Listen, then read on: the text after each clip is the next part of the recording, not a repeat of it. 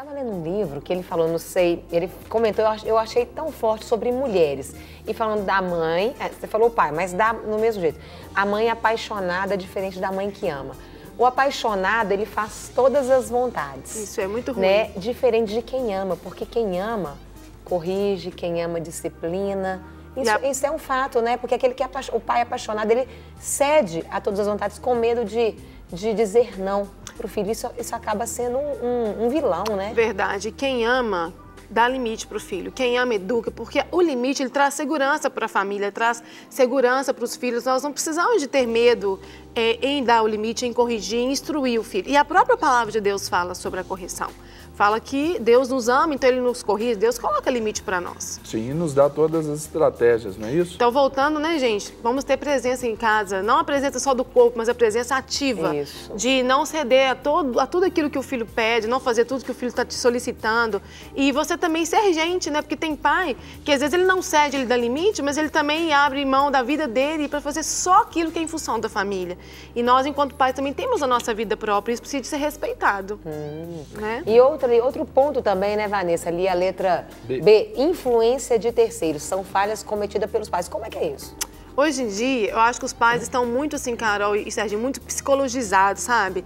As pessoas estão lendo muito sobre psicologia, sobre criação de filhos, estão assim, muitas informações que há uns 30, 40 anos atrás não existia, mas estão perdendo a voz deles. E muitas vezes os pais, eles não agem de acordo com a própria consciência. Eles estão escutando todo mundo, lendo todos os livros, mas muitas vezes as respostas para instruir os nossos filhos estão dentro do nosso coração.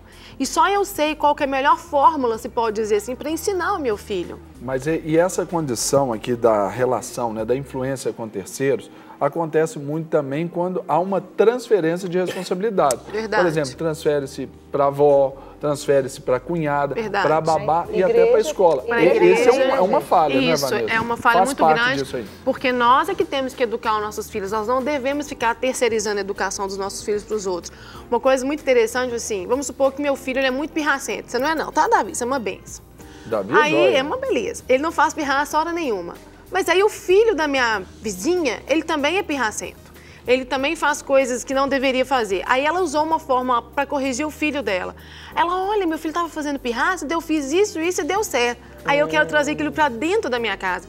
Sendo que o contexto da minha família é diferente. A individualidade, né? O que leva meu filho a ter um comportamento de pirraça, desobediência. Pode ser diferente ou de mentir. Dela. Não é igual Entendi. dela. Então a correção não pode ser a mesma, a forma de agir é diferente. Nós temos que conhecer os nossos filhos e agir de acordo com a realidade da nossa casa, que não é igual do vizinho, que não é igual do terceiro.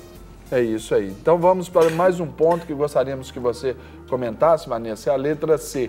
Medo de errar versus pais que querem acertar sempre. Não existe, né, Vanessa? Não existe isso. Tem mães, assim, que lá no consultório mesmo choram quando comete algum erro, choram cascata, sabe, de lágrimas. Nós erramos, eu erro também. Às vezes as pessoas olham pra mim porque eu sou educadora, psicopedagoga, atendo família e acham que eu não vou errar. Tá aí até um ponto para aproximar pais e filhos, né? Mostrar que o pai também erra, o pai né, erra. Vanessa? E a Bíblia fala que o cair é do homem, eu levantar é de Deus. Pra mim levantar onde que eu caí. Então, quando eu errar com meu filho, eu vou errar, eu tenho que ter certeza disso. Eu vou lá, peço perdão, eu recomeço, dou uma chance para mim e para minha família, mas a gente tem que ter medo de errar, mas a querer aprender com aquela falha, né? Uma coisa que eu sempre... né? É isso. Uma coisa que eu sempre digo, assim, é a correlação entre pai modelo e modelo de pai. Pai modelo não existe, porque é aquele pai perfeito, que está tudo certinho, isso não existe. E modelo de pai é aquele pai que erra, mas que está sempre buscando também ali acertar, buscando conhecer mais, buscando interagir mais com o filho. Então, pai modelo é utópico, é fantasioso, não existe. Agora, modelo de pai é isso, né, Vanessa? É esse pai que está prestando atenção agora no de tudo um pouco e está aprendendo e quer praticar e quer entender mais a sua criança, né, Vanessa? É verdade, Vanessa? é isso mesmo. Falou bem, Serginho. E tem um outro tópico também que eu achei muito interessante. Fala o seguinte, outra falha do pai é tratar a criança como criança e não como adulto ou como ente divino. Ai. Fala do ente divino primeiro, né? Ai. Gente, tem pai que o filho dele parece que é um santo. Ele faz tudo pro filho. Sabe aquele pai assim, o filho é cheio de larga e me toque? É um ditado popular que o pessoal fala assim, né? Nossa, não pode falar nada do filho dele. O filho dele é perfeito. sabe? Aquela pessoa maravilhosa. Se a professora chama os pais da escola para pontuar os avanços ou algum comportamento da criança que não foi positivo, porque a criança precisa de crescer com as falhas dela, meu filho não faz isso, não pode falar nada que o pai entenda que seja de cunho negativo, porque o filho é um santo. E isso é um problema. Ou então aquele pai e mãe que trata o filho como adulto. Uma criança da idade do Davi, ele tem voz, ele sabe escolher algumas coisas, ele sabe falar, mas ele não é um adulto. Ele não pode ser responsável pelas tomar as decisões primordiais dentro da minha casa. Então, você tem que tratar a criança de acordo com o momento que ela está vivendo, ela tem que ser orientada. Não cabe ficar trocando as informações básicas da família, as mais importantes, que uma criança de 5 anos está em fase de formação de personalidade, de caráter. Isso vai também até do nível de compromisso que a família tem, né? Por exemplo, ao invés de brincar, leva os filhos para reunião o tempo todo, está sempre voltado àqueles assuntos pesados. Fala sobre isso. Não, né, não pode fazer isso, sabe? O caráter é formado de que idade até que idade? A gente entende assim na psicologia, Carol, que a personalidade da criança está formada há 7 anos, a criança formou. Entendeu? Agora, o caráter ele pode ser mudado a qualquer hora e Deus muda o caráter das pessoas, né? Verdade. Vanessa, então vamos caminhar aí com a nossa conversa e eu gostaria de que você esclarecesse mais um ponto para a gente. Olha aí. Agora, o ponto é agir por meio de culpa e pena. Que fardo, né? Eu vivenciei muito isso. Às vezes eu atendo crianças, né, principalmente essas pessoas assim, hiperativas, que são muito impulsivas, às vezes desobedientes demais, e os pais precisam de corrigir a atitude daquela criança. Aí a mãe fala assim, eu não tenho coragem, eu tenho dó do meu filho, fico o dia inteiro na escola. Aqui eu trabalho fora de casa o tempo todo, agora eu vou chegar e já vou corrigir. O meu filho tem que entender que se eu trabalho fora, é porque eu preciso de trabalhar.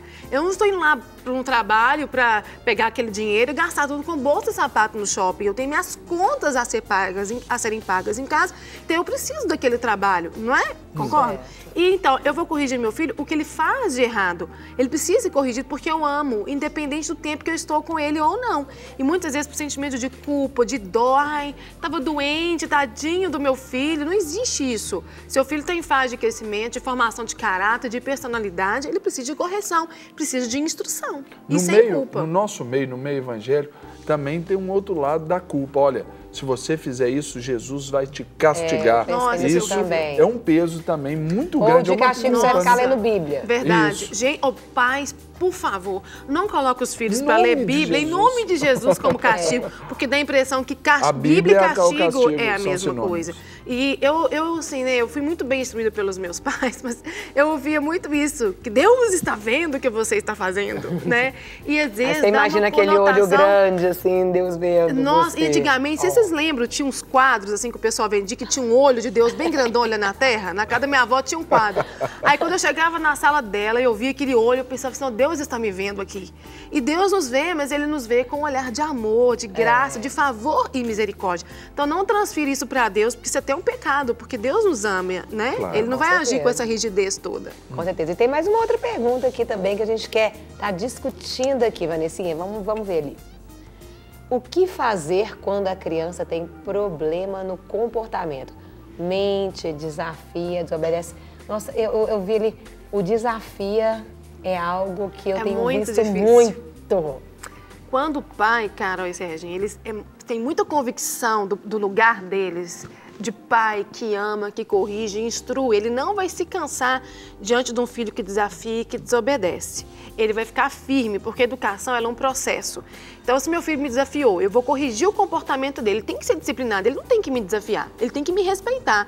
Eu vou corrigir, isso não quer dizer que amanhã ele não vai parar de fazer. Normalmente ele vai ser reincidente. Ele vai fazer novamente, eu como pai e mãe, eu não canso do meu filho, eu não desisto do meu filho, eu corrijo ele novamente, entendeu?